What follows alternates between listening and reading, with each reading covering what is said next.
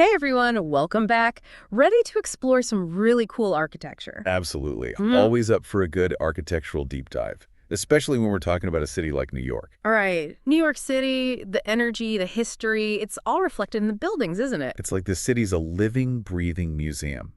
And every corner you turn, there's a new exhibit, a new story to uncover. Okay, so for today's deep dive, you gave me some notes. Looks like someone's been doing some exploring of their own. Well, you know me, always curious. That you are. And these notes are fantastic. I mean, we've got some iconic spots. The Empire State Building, of course. Who can resist that skyline? But then wanting to see the inside of MoMA and Rockefeller Center, that's intriguing. See, that's what I love about these notes. It's not just about the postcard view. It's about understanding the why behind these structures. Totally. So where do we even begin? You want to tackle this architectural scavenger hunt. Let's do it. Where should we start? How about we jump in with one of those insider spots you mentioned? MoMA, perhaps. MoMA, it is. I've always been fascinated by it, but honestly, never really considered the building itself as part of the art experience. Oh, but it absolutely is. MoMA was founded by 3 women. Not just any women. They were called the Adamantine Ladies. How cool is that? Right, that nickname is spot on, really captures their spirit. We're talking Abby Aldrich Rockefeller, Lily P. Bliss, Mary Quinn Sullivan. These women were driven. In 1929, just days before the Wall Street crash, they launched MoMA. Talk about timing. Whoa, talk about guts. Starting a museum for what some people thought was crazy art, right as the economy tanks. That's confidence. It really is. Especially back then, modern art. It wasn't exactly universally loved. Even Abby's own husband, John D. Rockefeller Jr., he was totally against it at first. He came around, though, right? Didn't he become a big supporter eventually? He did, yeah. Which actually kind of mirrors how modern art itself was starting to gain traction. It wasn't overnight, but just by existing, MoMA forced people to reconsider what belonged in a museum, you know? That's true. And speaking of challenges, they didn't just stay put in one spot, did they? MoMA moved around a bit before landing in its permanent home. Yeah, a few times. It's wild to think of this iconic institution like bouncing around, right. But it wasn't just about finding more space. It was about survival, you know? Yeah. Each move was a step towards solidifying their place in the art world. Makes you appreciate that building even more. It's about more than just the art on the walls. Exactly. But those early years definitely have their share of, well, excitement. And I'm not just talking about the art itself. Oh, right. There were some wild times. Okay, so picture this. 1958, MoMA's getting air conditioning. Seems pretty tame, right? You'd think so. Oh, it's almost turned into a disaster. Oh, no. What happened? Some workers got a little careless with their cigarettes. Oh, no, you're kidding. Not in the museum. Yeah, started a fire. Second floor of the museum, can you imagine? A fire at MoMA? That's every curator's worst nightmare. The stories from that day are nuts. People escaping onto the roof. And of course, everyone's freaking out about the artwork. Yeah. It's a good reminder of how fragile these masterpieces really are. Right. It could have been so much worse. I mean, they almost lost Seurat's A Sunday on La Grande Jatte, one of their most famous pieces. Oh, I know. That one always makes me think of that Georges Seurat episode of Seinfeld. So good. Classic. But at least that one survived, right? I did read that Monet wasn't so lucky. Yeah, sadly, Water Lilies was lost in the fire. A reminder that even with the best intentions, accidents happen. It puts things in perspective for sure. I mean, we've talked about some of the challenges they faced early on, but the fire wasn't the only kind of heat MoMA had to deal with, right? Sure. They also ran into some controversy, especially in the 60s. Definitely. The 60s were a turbulent time, and MoMA, despite being this established institution, they were right in the thick of it. Yeah, like that whole thing with the End Babies poster. Exactly. 1969. Vietnam War protests at their peak. MoMA decides to distribute this powerful anti-war poster. It was a bold move. For sure. I mean, that image, it was graphic. It was. And some board members, Nelson Rockefeller included, they weren't on board. They thought it was too much. So what happened? Did they end up distributing it? They pulled back at the last minute. Wow. Can you imagine being in that position, trying to balance supporting art and navigating the opinions of a powerful board member? No easy answers there. Okay, so speaking of their collection today, get ready for some surprises because MoMA's got some seriously unexpected stuff. We're going way beyond your typical paintings and sculptures, folks. All right, so you're strolling through MoMA, right? You've seen the Monets, the Picassos, you're feeling all cultured, and then bam. Is that Pac-Man? You know it. It might seem wild, but MoMA's collection isn't just paintings and sculptures. They've got video games, Pac-Man, Minecraft even. So cool. One of the first museums specifically dedicated to modern art. This was back in the 1930s, and their choice of architecture. Well, it was a statement in itself. You mean the international style they used? Exactly. Clean lines, functional. It was a radical shift from the more ornate traditional museums of the time. And that reflects the art itself. Modern art being all about breaking with tradition, pushing boundaries. Precisely. It's like the building is saying, we're here for something new, something different. And as you walk through the galleries, the architecture subtly changes, mirroring the evolution of modern art. It's brilliant. Wow, I never thought about it like that. So, MoMA, it's not just a building housing art, it's a conversation. The building itself is part of the art. Exactly. Okay, now let's hop over to another spot on your list. The Empire State Building. Yes. The Empire State Building. Such an iconic structure. It is. Yeah. But we're going beyond just the basics here, those postcard perfect images. Right. We're going deep into its construction, unearthing stories. I bet you even some lifelong New Yorkers haven't heard before. Oh, you'd be amazed at how much history is packed into that Art Deco facade. Most people, they just see the finished product, the end result.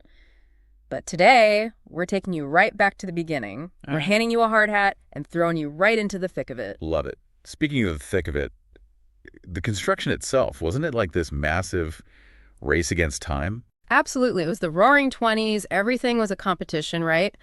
But then it became this race to the sky with the Chrysler building and the Empire State Building, both gunning for that tallest in the world title. And for a while, it seemed like the Chrysler building was going to win, right? It certainly looked that way.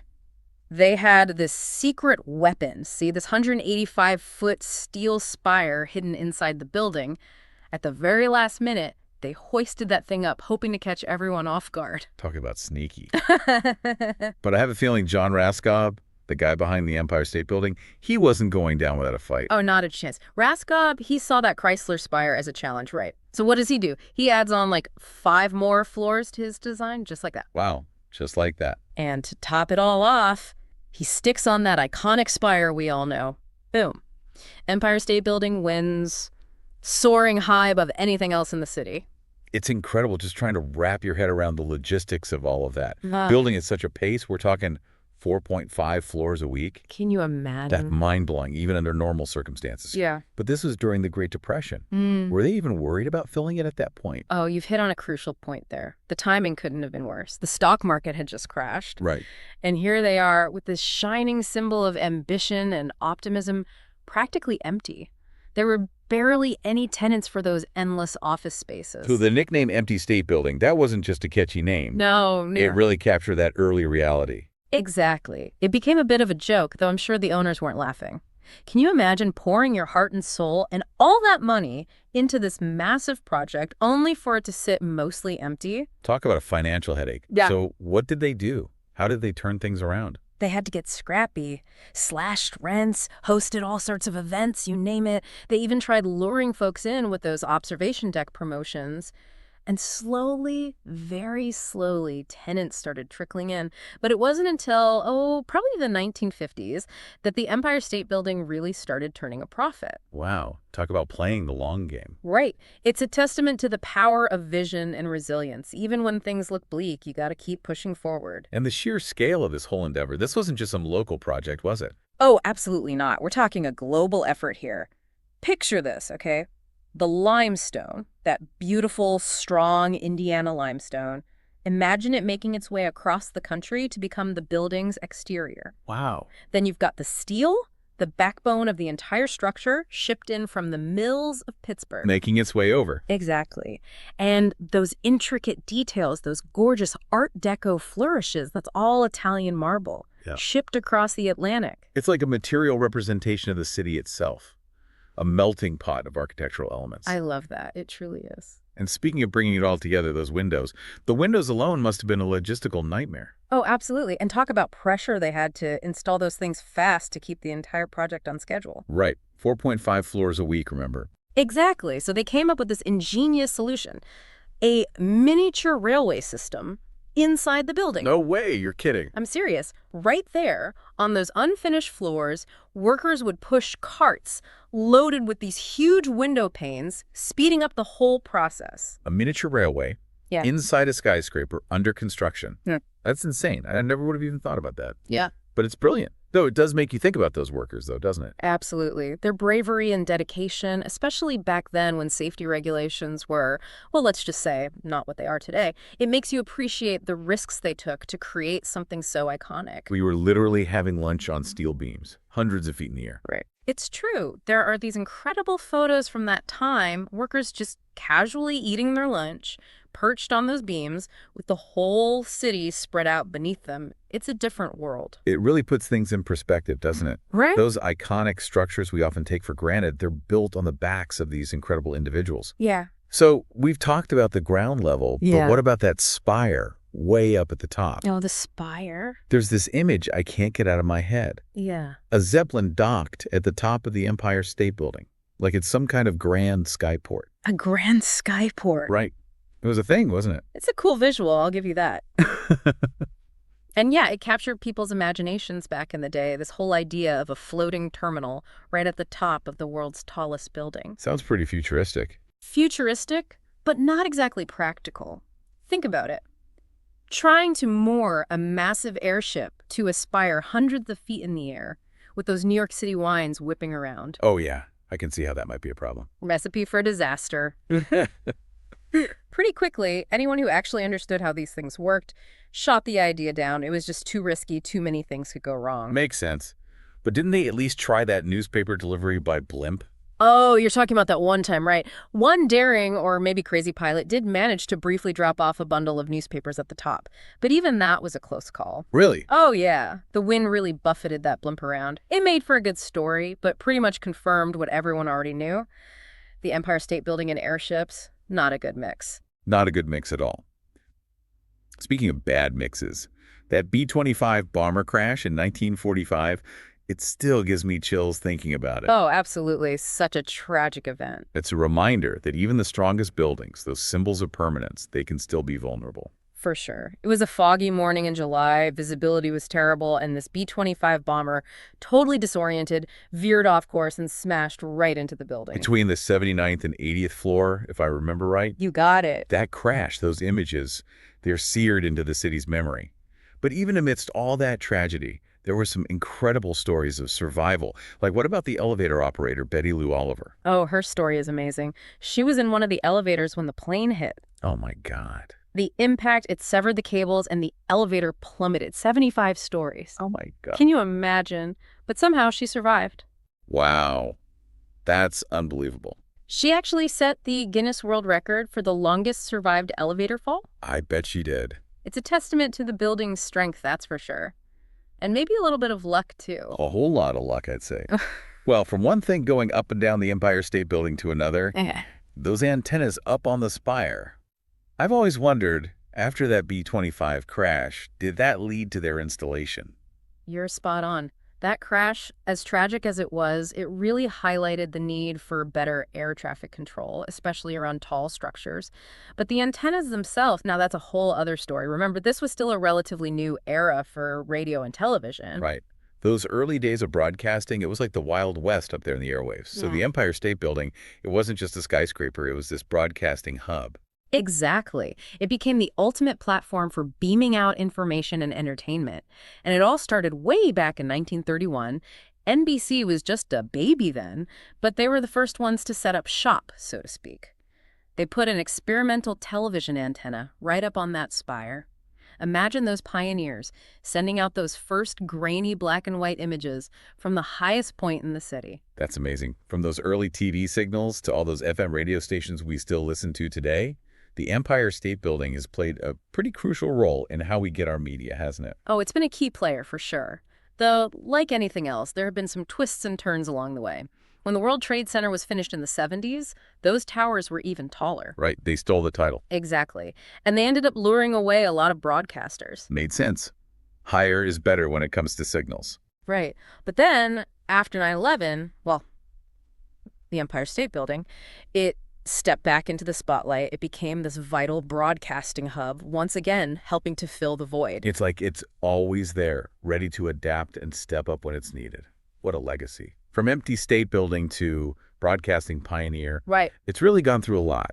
But through it all, it's become like the ultimate symbol of New York, don't you think? No doubt about it. It's a survivor, that's for sure. And it just shows you sometimes those early struggles, the setbacks, they just make the story that much more powerful. Totally. And now it's not just about the height, but the design. It's iconic. Oh, absolutely. A Yeah. true Art Deco masterpiece. For those of us who don't speak architectural, what does that even mean? What makes it Art Deco? Well, think back to the 20s and 30s, okay?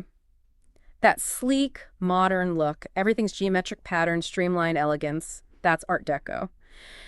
And the Empire State Building, it captured that perfectly. It was like this bold statement, a departure from all those ornate, kind of old-fashioned skyscrapers that came before It it. was really ahead of its time. Exactly. And it's earned its place in history. I mean, it's on the National Register of Historic Places. It's earned it more than just a building at this point. Oh, way more. It represents so much ambition, innovation, that whole New York spirit of never giving up. And it's become a pop culture icon. I mean, how many movies and TV shows has it been in? King Kong, Mm-hmm. Sleepless in Seattle.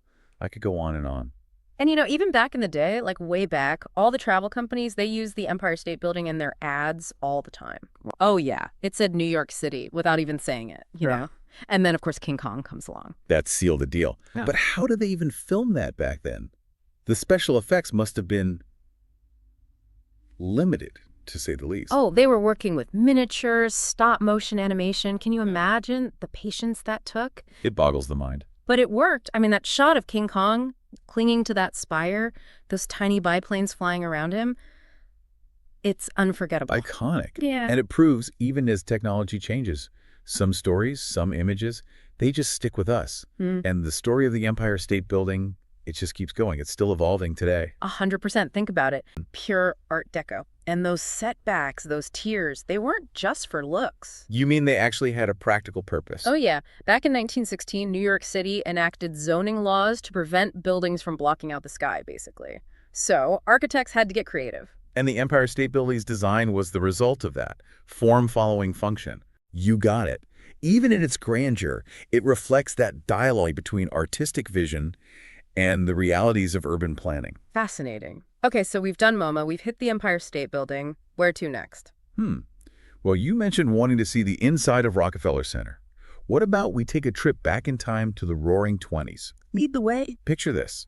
The 1920s, the jazz age. New York City's booming, and there's this incredible energy in the air. And then, boom, the Great Depression hits. But amidst all the uncertainty, Rockefeller Center emerges. It's funny how some of the most iconic structures are born during challenging times. You're telling me. So Rockefeller Center is this testament to ambition, to perseverance. The complex itself is a mix of Art Deco and modernist styles, and it was designed to be more than just office buildings. It was envisioned as a city within a city. With shops, theaters, Yeah. public art. Exactly. They wanted to create a vibrant hub, a place where people would gather, work, and be inspired. It's amazing how these places, MoMA, the Empire State Building, Rockefeller Center, they capture these snapshots of history, Right. of culture, of dreams. It's true. They're like time capsules. And speaking of journeys through time, you also mentioned Central Park. That's a bit of a different architectural story, wouldn't you say? Absolutely.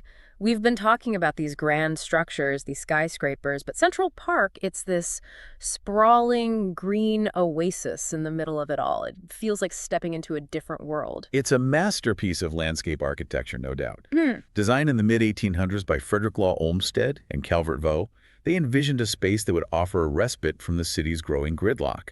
And they succeeded. It's still a refuge for New Yorkers and visitors alike. All those winding paths, those hidden nooks. It's like the designers deliberately wanted to get people lost in nature. Lost in the best way possible. Okay, now let's hop on over to the last stop on our architectural adventure today.